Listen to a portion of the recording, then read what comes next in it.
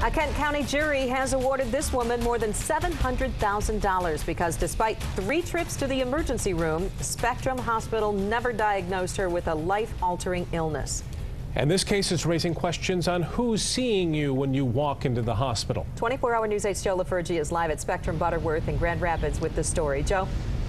Good evening, Sue. Brian, you usually hear about medical malpractice cases involving doctors. This one involves a physician assistant. Of course, physician's assistants are those doctors' helpers whose ranks have steadily increased over the years. The pictures showed the dramatic change in Kelly Robinson's life, from happy, healthy mom to coma patient to a person scarred for life.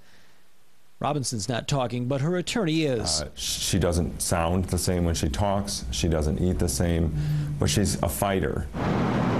It all began with a trip to the Spectrum Butterworth ER in November of 2008 for a sore throat. Robinson's vitals were normal and there were no obvious signs of a serious problem, so she was sent home. Hours later, she returned to the ER. Her condition had worsened. There were signs of a serious infection in Robinson's neck, an infection that would develop into the so-called flesh-eating bacteria. But after seeing a physician's assistant assigned to the ER, Robinson was given a pain reliever and sent home. Her third trip to the emergency room finally brought the correct diagnosis. She was now in septic shock. The infection had spread to the fascia, which is the layer of tissue that covers the muscles. Sections of her palate and other portions of her neck had to be removed. She spent over a month in a coma, a year and a half on a feeding tube.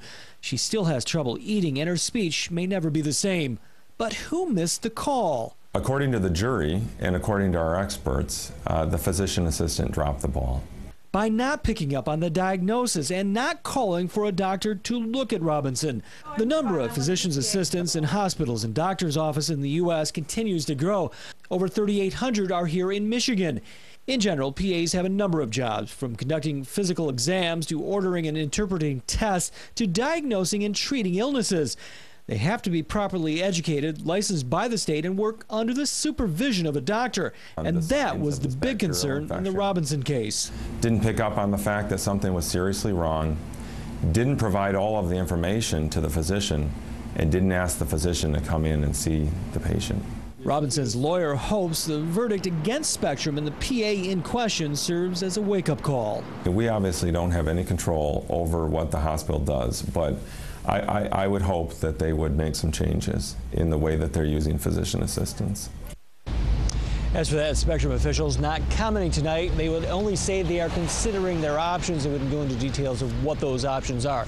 Now, if you want to learn more about physician's assistants, their jobs, their education, where they're located at, all that sort of thing, it's right at your fingertips. We have all that information on a link at woodtv.com.